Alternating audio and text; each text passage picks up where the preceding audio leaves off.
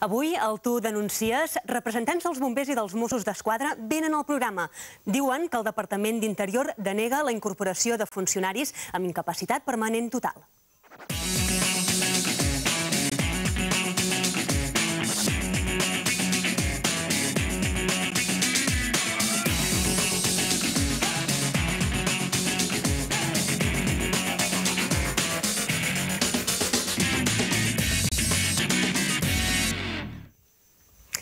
Molt bona nit i benvinguts una vegada més aquí al Tu Denuncies a Canal Català.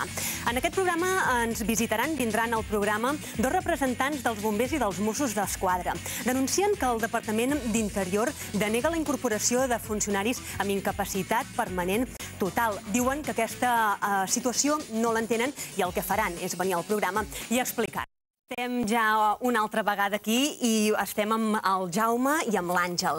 El Jaume Navarro és president de l'Associació per la Integració Laboral dels Bombers de la Generalitat de Catalunya. I l'Àngel Gómez Quintero és president i advocat de l'Associació per la Integració Laboral dels Mossos d'Esquadra amb discapacitat. Ho he dit bé? Correcte. Molt bé. Bombers amb discapacitat, sí. Podem exposar una mica quina és la problemàtica amb què us trobeu? Aviam, el tema és complex, no és senzill, però vull dir, aviam, perquè la gent ho entengui, són professions de risc, tant de Mossos com de bombers, i quan tu entres passes una oposició, unes revisions mèdiques, i estàs perfecte perquè guanyes la plaça. Clar, el pas del temps crea problemes. Una simple malaltia, un accident laboral, pot generar invalideses. Nosaltres vam començar legalitzant l'associació el 2007 i demanant que aquesta gent treballés, perquè se'ls deixava al carrer. Jo també sóc afectat, a part d'advocat. Llavors se'ns deixava al carrer sense res. Vull dir, estaves en actiu però no cobraves ni tenies destí. Vam començar a dir que això no podia ser, quan la pròpia llei del cos de Mossos ho regula. Llavors vam tenir, jo no sóc partidari com a advocat d'anar als tribunals, i vaig intentar parlar amb els parlamentaris, vaig intentar parlar amb el conseller, que ens va rebre durant 15 minuts, exactament. Vam fer un decret al qual entenem que no és correcte. Hi ha gent que va començar a treballar el mes d'octubre, però llavors aquí arribem a un altre tema, que és gent que no els han deixat entrar a treballar una altra vegada amb cap tipus d'invalidesa, amb algun tipus d'invalidesa, i gent que se sent discriminada i el que volen és dignitat. A veure, perquè ens entenguem, el problema principal és que persones que tenen algun tipus d'incapacitat se'ls hi barra el pas, diguem, al Departament d'Interior. Correcte. Mossos d'Esquadra i bombers. Bombers treballen, però és un altre problema. Estem ara amb Mossos d'Esquadra. Amb Mossos, correcte. Els Mossos ara, a l'octubre, van començar a treballar alguns, però molt lent, molt complicat. Llavors, els que estan treballant estan contents que treballen, però n'hi ha alguns que portaven 7 anys, 5 anys, 4 anys fora de l'empresa. Parlem de persones amb incapacitat permanent total. Total, però nosaltres entenem, i així s'ha pogut reflectir, que qualsevol invalidesa pot treballar, sempre i quan un dictamen mèdic digui que pot treballar. A la Generalitat poden entrar persones amb discapacitat. El que no s'entén és que puguin entrar i si algun de dintre s'hi queda, vagi al carrer. Qualsevol tipus de discapacitat. I aquest és el problema que hi ha hagut. Ara ells, la gent que està treballant i que són de l'associació, el que ara volen és que se'ls tracti dignament, perquè el primer que se'ls fa és retirar la placa. Després de molts anys en el cos de Mossos, que et retirin la placa és una cosa que tu has guanyat. I llavors els tenen no portant cafès perquè no queda bé, però sí fent fotocòpies. Clar, jo penso, dins el cos de Mossos d'Esquadra, encara que es tingui algun tipus d'invalidesa, algun tipus de problemàtica física, és a dir, es pot fer algun tipus de tasca? Moltes, moltes. Precisament l'altre dia sortia, jo crec que és important, sortia en un diari de Barcelona, que el cos de Mossos està al 20% són dones. A mi em sembla perfecte, tenia que ser el 50%. I una frase que va dir el conseller en el seu dia és que el cos té que reflectir el que és la societat. I llavors, clar, jo em pregunto als companys discapacitats on estan. Perquè tasques d'oficina n'hi ha infinitats. No pot estar al carrer? Perfecte, pot estar a l'oficina. I pot fer molta feina a l'oficina, des d'agafar denúncies, des de, no ho sé, el que sigui. Però hi ha molta tasca, portar els arxius, molta feina ja. Tens coneixement, Àngel, de quantes persones s'han trobat en aquesta situació? Sí. Actualment el cos de Mossos és un cos jove, partim de la base, jo soc de la primera promoció, però actualment jo calcularia que hi ha com unes 100 i pico de persones amb invalideses.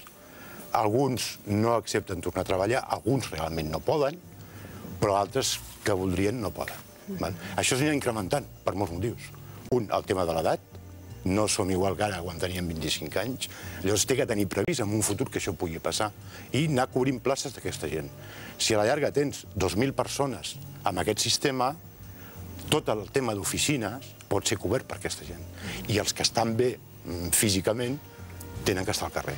Perquè a partir del que és la professió habitual d'un policia és estar al carrer, no és estar a oficines. Clar, però es pot intentar, com bé deies ara, recol·locar-los. Correcte, el que no pots fer és deixar-los a casa. Clar, està clar. I el departament no ens va voler escoltar. Al Parlament vam parlar amb tots els diputats dels diferents partits. Hem tingut el subclub dels partits de l'oposició i concretament també de Convergència, i l'únic que se'ns va dir és que per què ens ajuntàvem tant a Convergència. La resposta que va donar un company amb un diputat d'iniciativa, un company que precisament en un accident laboral va perdre el braç, li va dir, estem en qui ens estima. Vull dir, més clar no es pot dir. Més clar l'aigua, no? Exacte. Jaume, tu ets representant dels bombers, dèiem al principi d'aquesta entrevista quan us presentava. Explica'm quina és la problemàtica del vostre cos en aquest sentit. Sí, la problemàtica de nostra, diguem jo com a president de bombers amb discapacitats, del qual soc representant, la nostra problemàtica és que si hem trobat un lloc després de que anys enrere no teníem aquestes facilitats i ens passa igual que ells, nosaltres tenim una plaça, entre cometes, en la qual no tenim definides les feines, en principi no. Les tasques que fem després d'una mitja que tenim entre 20 i 25 anys són tasques merament administratives, ja no podrem fer mai més de bombers. Però lluitem precisament perquè moltes d'aquestes tasques que ens han estat minvades amb el temps, tot i estant en segona activitat, i a la qual després de 26 anys, i suposo que la gran majoria de nosaltres podem aportar una gran professionalitat al nostre ofici, que de fet l'empresa l'hem fabricat nosaltres, ens trobem que no hi ha un canal obert en el qual poguéssim dir, escolteu, ens esteu parlant contínuament del tema d'una jubilació anticipada, ens esteu parlant que ens voleu fotre fora d'una manera no massa directa, però no ens deixeu desenvolupar tot el potencial que nosaltres tenim, que precisament és un fet que a ells els hi passa, per qual estem conjuntament lluitant pel mateix tema. Nosaltres som formadors d'aquests oficis d'alt risc. Sempre hem estat al darrere del que seria la necessitat que necessita un ciutadà. Imagineu-vos el que és que qualsevol persona, com a bomber, estan com Mossos, hi ha un edifici en flames i volem entrar quan tota la gent surt. O sigui, arriscar-nos d'aquesta manera sense demanar res a canvi, com a mínim el que demanem és el suport de la societat, un canvi de nivell polític, un consensament del que serien les tasques que podem fer i que volem fer, però que no se'ns deixa. És més, tenim mermes de tota mena en els quals ni tan sols hi ha un diàleg. Deies, però comentaves que sí que hi ha una plaça que es pot cobrir. Sí. O sigui, el fet és... Almenys